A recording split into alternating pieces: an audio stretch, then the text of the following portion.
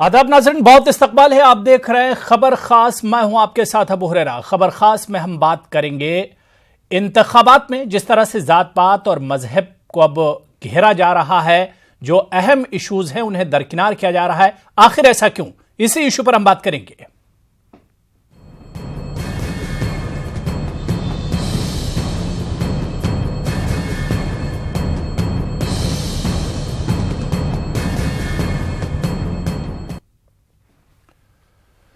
जी हां, तेलंगाना में इंतखाबी तशहीर उरूज पर है। तमाम सियासी पार्टियां एक दूसरे पर हमलावर हैं। ऐसे में बीजेपी ने अपने हिंदुत्व के चेहरे योगी आदित्यनाथ को मैदान में उतार दिया है। योगी आदित्यनाथ राजस्थान और बीजेपी और एमपी की तरह, मध्य प्रदेश की तरह तेलंगाना में भी इंतखाबात को मजहबी रंग देने में लगे हुए हैं। तेलंगाना में योगी आदित्यनाथ ने बीजेपी के इख्तिदार में आते ही हैदराबाद का नाम तब्दील करके भाग्यनगर करने की बात कही। योगी यही नहीं रुके, उन्होंने एमआईएम सरबराह असदुद्दीन अवैसी पर भी वार किया। योगी के मुताबिक तेलंगाना में बीजेपी के इख्तिदार में आते ही असदुद्दीन अवैसी को हैदराबाद से भागना पड़ेगा, जिस तरह निजाम को भागना पड़ा था।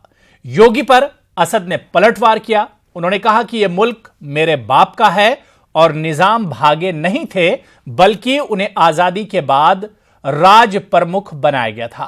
तेलंगाना की सियासत में ऐसा पहली मर्तबा हो रहा है कि अहम मुद्दों को दरकिनार करते हुए मजहबी शनाख्त को उछाला जा रहा है। आखिर इसके माने क्या कुछ निकाले जाएं, क्योंकि इंतखाबात में आवाम के जो इश्यूज होते हैं उन पर फोकस किया जाता है, लेकिन जिस तरह से इस बार तेलंगाना में इंतखाबात में मजहबी और जात पात की जो सियासत है उसे सामने लाया जा रहा है, इसके आखिर क्या कुछ माने। सबसे पहले योगी और असदुद्दीन अवैसी की आप बयानात उनके सुनिए।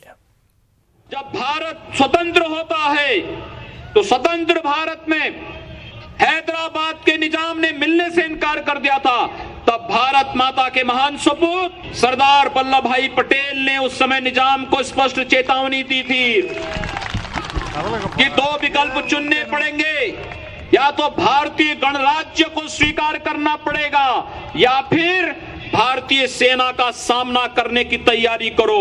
और मित्रों, निजाम को भारत छोड़ करके भागने के लिए मजबूर होना पड़ा था। अगर तेलंगाना में भारतीय जनता पार्टी की सरकार बनती है, ओबीसी को यहां से वैसे ही भागना पड़ेगा जैसे हैदराबाद से निजाम को भागने के लिए मजबूर होना पड़ा था। उत्तर प्रदेश के चीफ मिनिस्टर कह रहे हैं कि अगर तेलंगाना में बीजेपी की गवर्नमेंट बनेगी तो ओवैसी को भगा देंगे, जिस तरह निजाम को भगाए थे।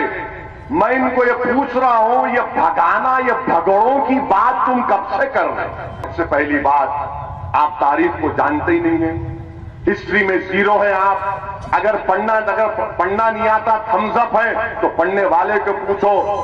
अगर आप पढ़ते तो मालूम होता कि निजाम हैदराबाद छोड़ के नहीं गए, राज प्रमुख उनको बनाया गया था। मीर उस्मान अली खां को राज प्रमुख बनाया गया था। और जब चीन से जंग हुई तो यही निजाम ने अपना सोना पेश किया। आप निजाम को कह रहे निजाम नहीं भागा। आई अगर आप चलने तैयार है तो खबर पे जाके 2 फूल डाल के आएंगे, चलो मेरे साथ चलते। आप सुनो, उत्तर प्रदेश के चीफ मिनिस्टर, ये हिंदुस्तान मेरे बाप का मुल्क है, कोई नहीं निकाल सकता मुझे। तो आखिर अब मुल्क की सियासत किस तरफ जा रही है और क्या कुछ इसका रुख है, क्योंकि जो आम लोगों के इश्यूज हैं, जो आम इश्यूज हैं, जो बुनियादी मसाइल के इश्यूज हैं, उसे छोड़कर अब जात पात और मजहब की सियासत आखिर क्यों हो रही है, इस पर बात करेंगे। 2 खास मेहमान इस वक्त मेरे साथ जुड़े हुए हैं। बहुत जल्दी अपने मेहमानों का हम आपसे तारुफ करा दें। हमारे साथ एमआईएम लीडर जाकिर हुसैन जावेद साहब हैदराबाद से जुड़े हुए हैं, और इनके अलावा शुजात अली साहब जो कि तर्जमान हैं कांग्रेस के, आप भी हैदराबाद से जुड़े हुए हैं। और कुछ देर में बीजेपी के भी लीडर हमारे साथ जुड़ेंगे। जाकिर हुसैन साहब और शुजात अली साहब दोनों का बहुत इस्तकबाल करते हैं न्यूज़ 18 उर्दू में। सबसे पहले जाकिर हुसैन साहब, आपसे ही शुरुआत करना चाहेंगे। जिस तरह से मौजूदा इलेक्शन में, इंतखाबात में तेलंगाना के खासतौर से हम बात करें कि आम लोगों के इश्यूज पर कोई बात ही नहीं हो रही है, और जो भी लीडर आ रहे हैं, चाहे वो तेलंगाना के हों या फिर जो बाहर से दूसरी रियासतों से आ रहे हैं, वो मजहब और जात पात के नाम पर सियासत हो रही है। आखिर ऐसा क्यों? लोगों के मसाइल दरकिनार क्यों किए जा रहे हैं? अस्सलाम वालेकुम, मैं Zakir Hussain Javed, official spokesperson all India Majlis Ittehadul Muslimeen. मैं आपके सामने ये बात रखना चाह रहा हूँ, जो भी तेलंगाना के मौजूदा ऐवान असम्बली के इलेक्शन में बुनियादी सहूलतों के बारे में, बुनियादी चीज़ों के बारे में बात करना छोड़कर ये भारतीय जनता पार्टी के चीफ मिनिस्टर उत्तर प्रदेश योगी आदित्यनाथ जी आज तेलंगाना में जात पात और मजहबी मामलों को उछालकर भारतीय जनता पार्टी के अंदर वोट लेने की कोशिश कर रहे हैं। यह सरासर गलत है। आपने कहा हैदराबाद को पहली बार मैंने आया और आप आते रहेंगे जाते रहेंगे। आप या मोदी साहब जितने भी बीजेपी के कायदीन, हिंदुस्तान के प्राइम मिनिस्टर भी हैदराबाद को, लेकिन मजलिस इत्तेहादुल मुस्लिमीन जमात ता क़यामत तक रहेगी। यह हैदराबाद हमारा है, हम हैदराबाद में ही रहेंगे। बैरिस्टर असदुद्दीन ओवैसी साहब हैदराबाद में ही रहेंगे और क़यादत करेंगे। और मजलिस इत्तेहादुल मुस्लिमीन ता क़यामत तक रहने वाली जमात है। आपको इस बात का बोलता चलो, इस बात को आज जितने भी नेशनल और स्टेट के जो भी कायदीन हैं, आज तेलंगाना इलेक्शन के अंदर जो भी सियासत कर रहे हैं मजहब और उनकी फायदे के लिए, उन्होंने इख्तिदार में आने के लिए जो भारतीय जनता पार्टी तेलंगाना में सियासत कर रही है वो कभी कामयाब नहीं होगी। और तेलंगाना में भारतीय जनता पार्टी और गवर्नमेंट बनाना एक ख्वाब रह के रह जाएगा। इंशाअल्लाह हम जितने भी हमारे बीजेपी लीडर हमारे साथ जुड़ेंगे तो उनसे भी हम ये सवाल पूछेंगे। जाकिर साहब, उनसे भी हम ये सवाल पूछेंगे। शुजात अली साहब में रहते हैं, शुजात अली साहब की क़यादत और जिस तरह की हिंदुस्तान के गैर मुसलमानों के कायद है, आज माइनॉरिटीज के ठीक है। जाकिर साहब हमारे साथ, जाकिर साहब खामोश हो जाइए। हमारे साथ इस वक्त आशीष मिश्रा जो कि बीजेपी के लीडर हैं, वो भी दिल्ली से हमारे साथ जुड़ गए। आशीष मिश्रा साहब, आपका भी बहुत वेलकम इस्तकबाल करते हैं न्यूज 18 में। दो पहले से मेहमान हमारे साथ पैनलिस्ट जुड़े हुए हैं। जाकिर हुसैन साहब MIM लीडर हैं और शुजात अली साहब स्पोक्स पर्सन है कांग्रेस के। जी ठीक है। आशीष मिश्रा जी, MIM से मेरा पहला सवाल यही था कि भाई तेलंगाना चुनाव को देखें, जिस तरह से योगी आदित्यनाथ आते हैं, राजस्थान में उन्होंने बयानात दिए, ये मध्य प्रदेश के चुनाव में बयानात दिए, और सेम उसी लाइन पर योगी आदित्यनाथ ने तेलंगाना में भी जात पात और मजहब की सियासत एक तरह से की और कई तरह के उन्होंने बयानात दिए। ना डेवलपमेंट का जिक्र किया, ना तरक्की का जिक्र किया, ना जो बुनियादी मसले हैं उनका जिक्र किया, सिर्फ मजहबी बातचीत। आखिर ऐसा क्यों?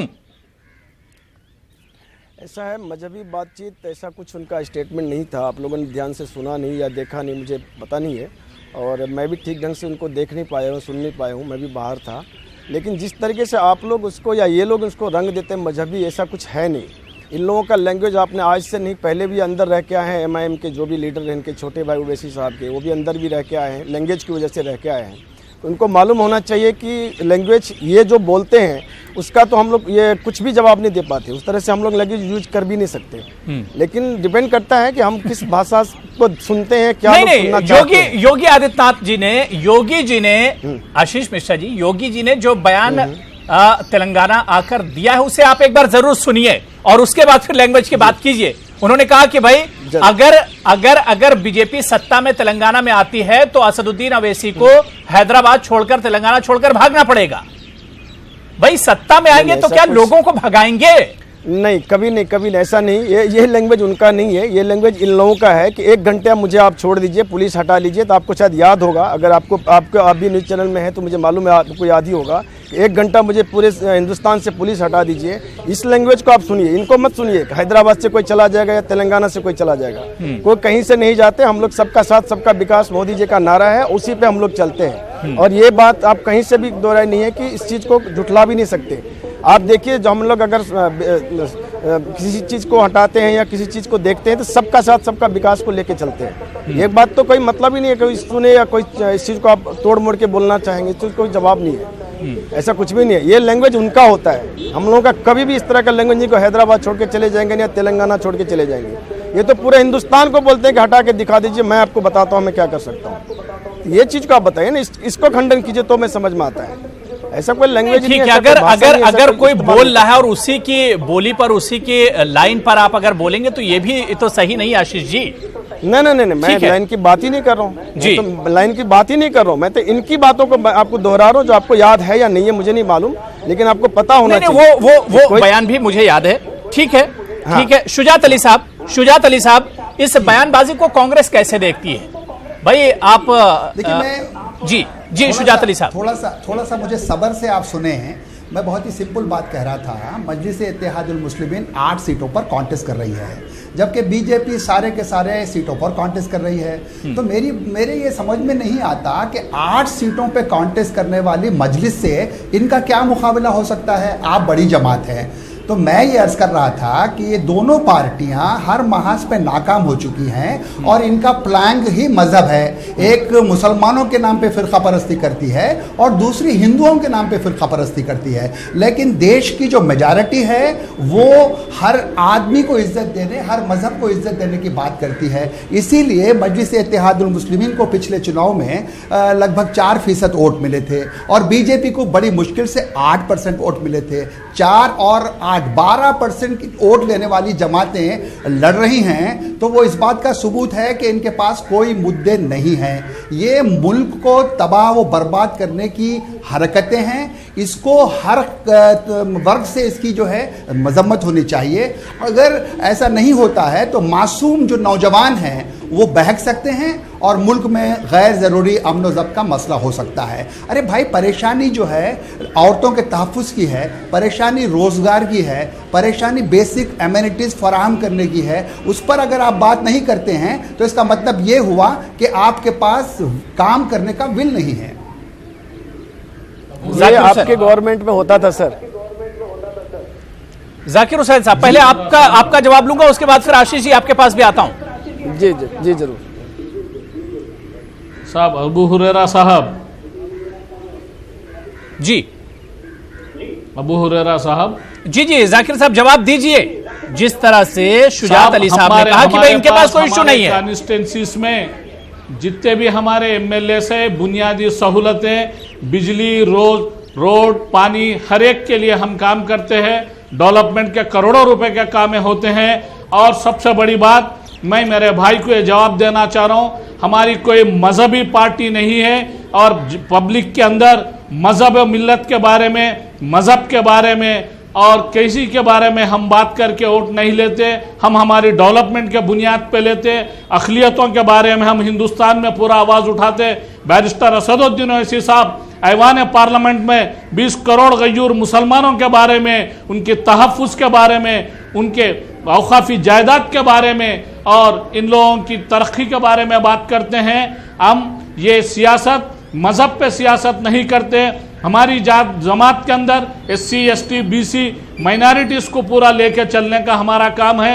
हमारे पास कारपोरेटर्स है, हम MLA टिकट्स दिए हैं, मेयर्स को बनाए हैं। हमारे ऊपर ये जो इल्ज़ाम लगाया जा रहा है हम मजहबी सियासत करते, यह सरासर गलत बात है। हमारे जो MLAs है, हमारे सदर बैरिस्टर असदुद्दीन ओवैसी साहब दारुस्सलाम में बैठ के रोज़ 3 घंटे काम करते हैं, अवाम के अंदर रहते हैं, अवाम के बीच में रहते हैं, उनके मसले मसाइल का ख़त्म करते हैं। तालीमी मामलात में लीजिए, रोज़गार के मामले में लीजिए, माशी मामलात के अंदर लीजिए, हर मामले में हम आगे हैं। हम कौम के साथ हैं। ठीक है आशीष मिश्रा जी, आप अपना जवाब दे दीजिए। जो भारतीय जनता पार्टी, ठीक है जाकिर साहब, आपकी बात पूरी हो गई। आदित्यनाथ जो हैदराबाद के सरजमीन पे कहा है वो सरासर गलत है। वो ख्वाब में भी होने वाला काम नहीं। हम हैदराबाद में है, हमें हैदराबाद से कोई नहीं निकाल सकता। ना हम हैदराबाद जाकिर साहब बात पूरी हो गई। जाकिर हुसैन निजाम गए, ना हम जाकिर हुसैन बात पूरी हो गई आपकी। जी आशीष आप मिश्रा जी। कहीं मत जाइए, विकास की बात कीजिए। भाषण आप लोग देना जानते हैं अच्छी तरीके से। कोई भी भाषण ओवैसी साहब का लीजिए, उनके छोटे भाई साहब का लीजिए, कोई भी भाषण उठा के देखिए, किसी भी हर तरीके से मजहब की बातें करते हैं ये लोग, किस तरीके से नौजवान को भड़काते हैं, किस तरीके से मोदी जी के ऊपर सवाल उठाते हैं, किस तरीके से समाज के ऊपर सवाल उठाते हैं। कभी इन्होंने ट्रिपल तलाक के फेवर में कभी इन्होंने बात नहीं करी थी। इनको याद होना चाहिए, मजहबी बात तो ये करते हैं, हम लोग कभी मजहबी बात नहीं कर सकते और ना तो किया है आज तक। हमारा नारा एक ही है, सबका साथ सबका विकास। सारे जाति को एक तरीके से देखते हैं। क्या हमने स्कॉलरशिप नहीं दिया, क्या माइनॉरिटी के लिए काम नहीं किया? आप किस तरीके की बातें करते हैं? जम्मू कश्मीर में सबसे ज़्यादा हम लोगों ने पैसे दिए हैं वहाँ के फंड्स के लिए, वहाँ के नौजवान के लिए। वहाँ के नौजवान को किस तरीके से हम लोगों ने मोड़ने की कोशिश करी है। अब कैसी बातें करते हैं? मजहबी तो बात ये लोग करते हैं। कोई भी भाषण उठा के देख लीजिए, इनका हरदम भड़काने वाली भाषण करेंगे, लगेगा कि देशद्रोह जैसे बात करते हैं लोग भाषण पे, और खुलेआम धमकी देते हैं सबको ये लोग। आज तक किसी ने हमारे तरफ से किसी ने धमकी नहीं दी है। ऐसी बातें आप विकास करिए ना, आप सोचिए ना समाज के बारे में। नौजवान को भड़काइए मत, नौजवान को भड़काइए मत, आप नौजवान को भड़काइए मत, नौजवान को शिक्षा दीजिए, नौजवान को नहीं, आप नौजवान को शिक्षा दीजिए, आप नौजवान को शिक्षित करिए, आपको तब पता चलेगा। आप नौजवान को शिक्षित कीजिए तो आपको मालूम पड़ेगा। आप शिक्षित करना नहीं चाहते, आप ये नहीं करना चाहते, क्यों? जो शिक्षित नहीं, आप शिक्षित करना नहीं चाहते, क्यों नहीं चाहते? उसका रीजन मैं बता रहा हूँ आपको, मैं बता रहा हूँ ना। आप उसके कान में क्या भरते हैं? आप उसको शिक्षित करना नहीं चाहते। हम हक के बारे में लड़ेंगे, हम हक के बारे में बिल्कुल नहीं लड़ते। आप हक दिलाइए ना उनको, उनका अपना हक दिलाइए। तलाक के मामले में भी इसे कहा शरीयत के अंदर मुदाखला कर रहे हैं। इट इज ए टोटली ना, ये फिर मजहबी मामला आ गया ना। आप यही बता रहा था, आप मजहबी बात करते हैं। आप के बारे में मुदाखला था। ये मुस्लिम पर्सनल लॉ बोर्ड के रिकमेंडेशंस को आप वो करे वो खत्म कर दिया आप। अरे आप वो इंसाफ की बात करें, हम वो औरतों के बारे में हो, मुस्लिम महिलाओं के साथ रोजगार के बारे में हो, डेवलपमेंट के बारे में हो, और हिंदुस्तान की पूरी सियासत के अंदर हम एक सेक्युलर पॉलिटिक्स खड़े होते हैं। आपके भाषण देने का, आपके बोलने का तरीका चेंज हो जाता है। आप देखिए, आज का भाषण में देख रहा था टीवी पे, आपके ओवैसी साहब के छोटे भाई का भाषण सुन रहा था। वो तो लग रहे थे कि अभी इनके हाथ में कुछ दे दो, आर्म्स दे दो तो सबको गोली मार दे जाके। इस तरह से आप लोग बातें करते हैं। इस तरह की बातें नहीं चलेगा ना यहाँ पे। हमारा नारा एक ही, सबका साथ सबका विकास। आप किसी भी तरीके से नहीं, मैं सही बोल रहा हूँ, मैं सही बोल रहा हूँ। आप ओवैसी साहब के बारे में ये बोल रहा हूँ नहीं, आप उनके छोटे भाई का आज भाषण पढ़िए।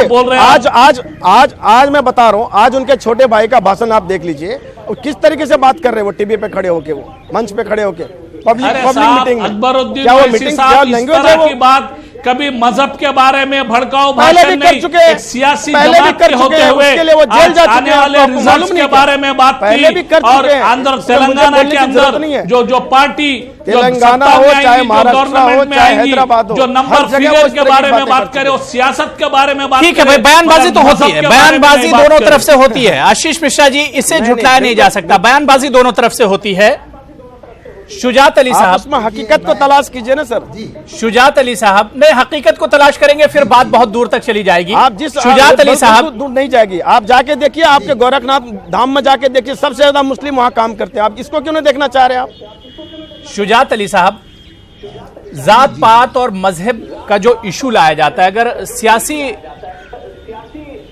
दायरे से ऊपर उठकर अगर आप देखिए, क्योंकि आपका कांग्रेस से ताल्लुक है, अगर पार्टी लेवल से थोड़ा सा ऊपर उठकर देखिए, कितना समाज को नुकसान होता है शुजात साहब इस तरह की बयानबाजी से। क्योंकि चुनाव होते हैं, आवाम को उम्मीद होती है कि एक अच्छा उम्मीदवार चुनकर लेकर आएंगे जो उनके लिए काम करेगा और उनके हक की बात करेगा। लेकिन चुनाव में ही हक की बात नहीं हो रही है, आवाम को भुलाया जा रहा है, आवाम के बुनियादी मसाइल का कहीं जिक्र नहीं है।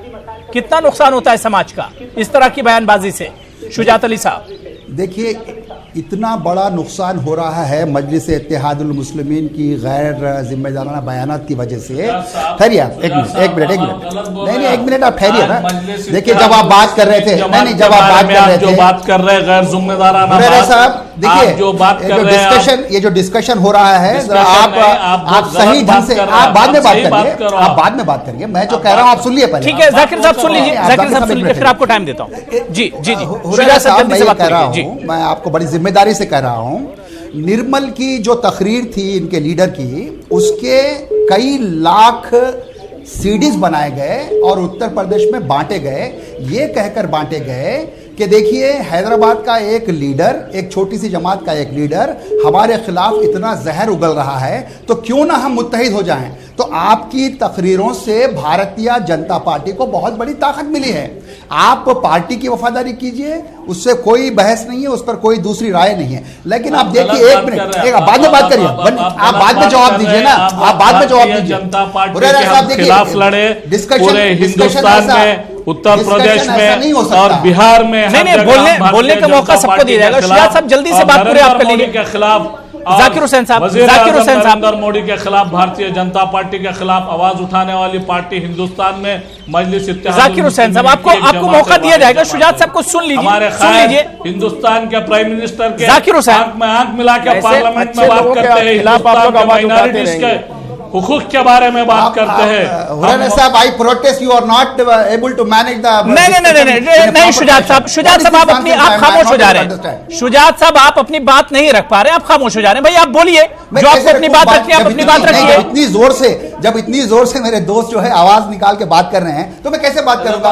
मैं आपकी बात भी नहीं सुन पा रहा। शुजात साहब, यही तो कांग्रेस के साथ यही अलमिया रहा है ना भाई। शुजात अली साहब, कांग्रेस के साथ यही तो अलमिया रहा है।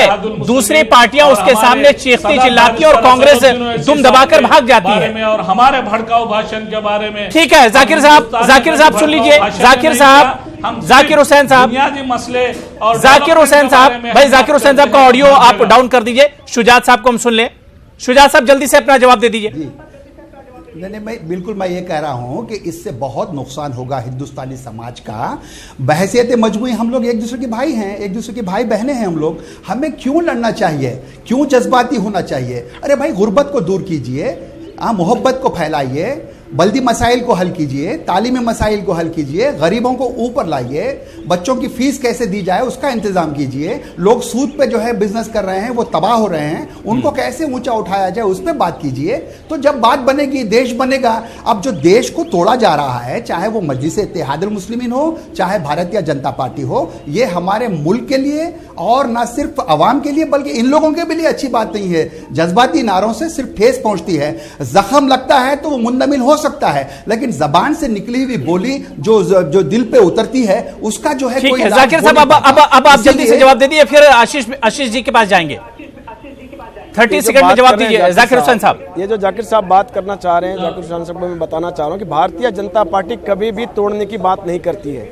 आपको मालूम होना चाहिए कि सबसे ज्यादा सिंगल लार्जेस्ट ऐसी अगर तोड़ने की बात नहीं करती तो बजरंग बली और अली की बात 15 करोड़ मेंबर है, 15 करोड़ इनके मेंबर है। आपको मालूम है जाकिर हुसैन साहब, 15 करोड़ इनके इंडिविजुअल मेंबर है पूरे हिंदुस्तान में। आपको पता होना चाहिए वो भारतीय जनता पार्टी है, कभी तोड़ने की बात नहीं करती है। आपको पता है भाई, वो मेंबर्स की बात अलग है। मेंबर्स की बात, मैं तोड़ने की बात कर रहा हूँ, तोड़ते नहीं है भारतीय जनता पार्टी हिंदुस्तान में। कभी नहीं, कभी इन्होंने फर्क नहीं किया, कभी भी इन्होंने फर्क नहीं किया। अगर आपको पता होगा 4.5-5 साल सरकार बनने जा रहा है, 5 साल में हमारे पास हैदराबाद बराबर सम्मान मिला है। प्रकाश राव नहीं, मैं बिल्कुल नहीं मानूंगा इसको। सबको बराबर सम्मान मिला है।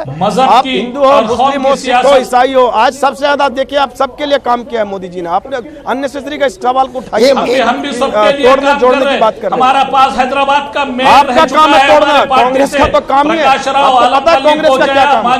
कांग्रेस ने क्या काम किया स्टार्टिंग से लेके आजादी के बाद से लेके आज? हमारे एमएलए हमारे कॉन्स्टिट्यूंसीज के अंदर हिंदू मुस्लिम ईसाई को लेकर चलते, हम डेवलपमेंट की बात करते, हम बुनियादी सहूलतों के बारे में बात करते, डेवलपमेंट की बात करके हम इलेक्शन में जाते हैं, अपने विकास की बात करके हम इलेक्शन में जाते हैं। हम कभी हिंदू मुस्लिम जाति के नाम पे कभी इलेक्शन में कभी नहीं गया, न जाते हैं, न जाएंगे कभी। हम सिर्फ डेवलपमेंट पे जाते हैं, कभी नहीं जाते हम लोग, कभी नहीं गए, न जाते हैं मसाइल के बारे में। नहीं, ठीक है जाकिर साहब, बात है हमारी। जाकिर हुसैन साहब बात पूरी हो गई। आशीष मिश्रा के पास मैं जाना चाहूंगा। आशीष मिश्रा जी, आपने कहा कि भाई जात पात के नाम पर हम चुनाव नहीं लड़ते हैं। मध्य प्रदेश में क्या हुआ अभी?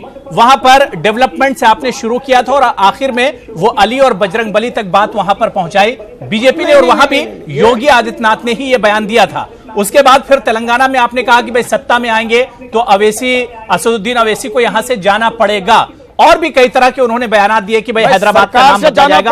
आखिर आपका डेवलपमेंट का नारा कहां है? मेरा डेवलपमेंट का नारा आशीष जी कहां है?